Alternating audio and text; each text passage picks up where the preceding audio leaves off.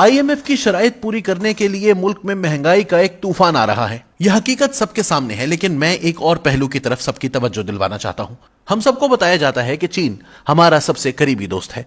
पाकिस्तान और चीन की दोस्ती हिमालय से ऊंची और समंदरों से गहरी है। हमें यह भी बताया जाता है कि चीन की दोस्ती किसी शक व शुबा से बालातर है। चीन हमारा स्ट्रेटेजिक पार्टनर है। चीन ने हर मुश्किल वक्त में पाकिस्तान का साथ दिया है।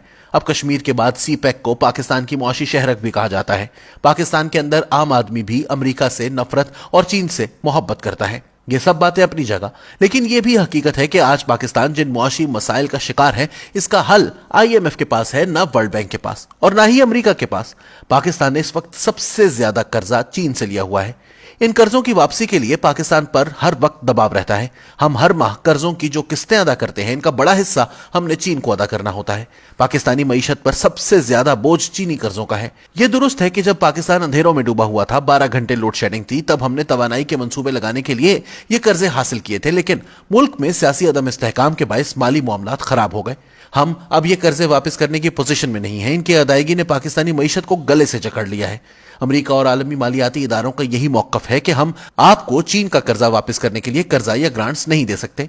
ये सूरत हाल आज की नहीं है। इमरान खान के दौरे वजारत उज़्मा में भी जब वो IMF के पास जा रहे थे, तो उस वक्त के अमेरिकी सदर डोनाल्ड ट्रंप ने वाज़ेह बयान दिया था कि हम चीन को किस्तें देने के लिए पाकिस्तान को कर्जा नहीं दे सकते।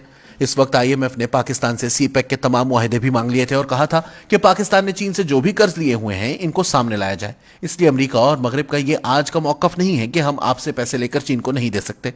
9/11 के बाद जब हम मगरिब के दहशतगर्दी के खिलाफ जंग में स्ट्रेटेजिक पार्टनर बने थे, मगरिब ने पेरिस क्लब से पाकिस्तान के कर्जे निहायत आसान शराइत पर रीशेड्यूल कर दिए थे।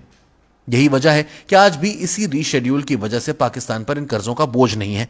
इसके अलावा जब भी हम मगरिब के साथ गए हैं, इसने निहायत आसान शराइत पर कर्जे और ग्रांट्स दी हैं, बल्कि इमदाद भी मिली है, जिसकी वजह से ज्यादा अरसा मगरिब के साथ रहने के बावजूद हम मगरिब के कर्जों के दबाव में नहीं हैं, जबकि चीन के साथ सूरत हाल में फर्क है। पाकिस्तान ने बिजली के प्लांट लगाने के लिए चीन से महंगे कर्जे लिए हैं। आज मुल्क में रुपए की कदर गिरने की वजह से ये कर्जे मजीद महंगे हो गए हैं। चीनी बैंकों ने बुलंद शरह सूद पर पाकिस्तान को कर्जे दिए, जो हमारे लिए आज बहुत मुश्किल बन चुके हैं। इसलिए आज पाकिस्तान को चीन से बाहमी कर्जों में रिलीफ दरकार है, जो अभी तक चीन देने के लिए तैयार नहीं। चीन को पाकिस्तान के कर्जे पेरिस क्लब की तरह आसान शराइत पर रीशेड्यूल करने चाहिए। चीन को समझना चाहिए कि अगर वो कर्जे रीशेड्यूल नहीं करेगा तो पाकिस्तान के डिफॉल्ट होने का खतरा है। पाकिस्तान आज डिफॉल्ट के दहाने पर खड़ा है और अमेरिका या यूरोप, सऊदी अरब नहीं, बल्कि सिर्फ चीन ही हमको इस मुश्किल से निकाल सकता है।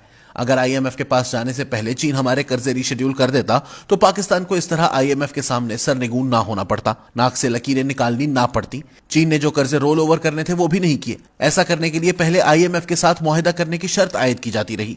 हालांकि बाहमी कर्जों के लिए ये कोई लाजमी नहीं। चीन चाहता तो ये कर सकता था, बल्कि अगर चीन IMF के पास जाने से पहले पाकिस्तान को रीशेड्यूल कर देता तो मंजरनामा ही बदल जाता, हमारी जरूरियात कम हो जाती, हम IMF के साथ बेहतर बात करने की पोजीशन में होते। शायद आपको याद हो, सैलाब के मौके पर जब पाकिस्तान के वजीर खारजा अमरीकी सेक्रेटरी ऑफ स्टेट को मिल रहे थे, तो अमरीकी सेक्रेटरी ऑफ स्टेट ने कहा था कि चीन को पाकिस्तान को कर्जों में रियायत देनी चाहिए। इसलिए दुनिया हमें बार बार कह रही है कि एक तरफ तो आलमी सफबंदी में आप खुद को चीनी लॉबी में कहते हैं, दूसरी तरफ इस मुश्किल वक्त में चीन आपको कोई रिलीफ देने के लिए तैयार भी नहीं। जाकर पहले चीन से रिलीफ लें। इसलिए आज ये सवाल अहम है कि क्या चीन पाकिस्तान को डिफॉल्ट करवाना चाहता है? क्या चीन पाकिस्तान को डिफॉल्ट करवाने की किसी बड़ी गेम का हिस्सा बन गया है, या पाकिस्तान की हुकूमत की पॉलिसी में इस्तेहकाम ना होने की वजह से चीन की हुकूमत का रवैया सख्त हो गया है? पाकिस्तान और चीन के बाहमी कर्जे इतने बड़े नहीं हैं कि इनको रीशेड्यूल करने से चीनी मईशत पर कोई खास असर पड़ेगा। चीन की मईशत को सामने रखते हुए ये बहुत मामूली है, पाकिस्तान के लिए बहुत बड़े हैं। जो लोग श्रीलंका के डिफॉल्ट की मिसाल देते हैं, उनको भी ये समझना चाहिए कि श्रीलंका भी चीन के कर्जों की वजह से डिफॉल्ट हुआ था।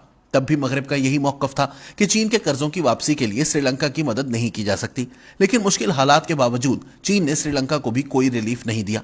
अगर यही सूरत हाल पाकिस्तान की अमेरिका के साथ होती, तो पूरे मुल्क में अमेरिका के खिलाफ एक तूफान आ गया होता। अमेरिका मुर्दाबाद के नारे लग जाते।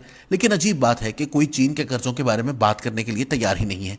यह भी चीन की कामयाबी है, वो अपने बारे में बात होने ही नहीं देता। लेकिन आज वक्त आ गया है कि चीनी कर्जों और चीन से दोस्ती के बारे में बात की जाए। आज चीन भी पाकिस्तान को कर्जों की मद में रिलीफ नहीं देगा तो फिर क्या होगा? पाकिस्तान का डिफॉल्ट किसके मफाद में है? इस सूरत हाल में यह तय करना मुश्किल हो गया है कि चीन हमारा दोस्त है भी या नहीं। वैसे तो चीन और अमेरिका की लड़ाई नजर आती है, लेकिन कहीं पाकिस्तान के मामले में दोनों एक पेज पर तो नहीं है। अब वक्त आ गया है कि इस पहलू को सामने रखकर चीन की पॉलिसी और मफादात की हरकियात पर खुलकर बात की जाए, वरना देर हो जाएगी। اگر پاکستان کی حکومتوں کی پالیسیوں نے چین کو ناراض کیا ہے تو اس کی حقیقت بھی سامنے آنی چاہیے اور چین کو ناراض کرنے والے حکمرانوں کا بھی کردار سامنے آنا چاہیے۔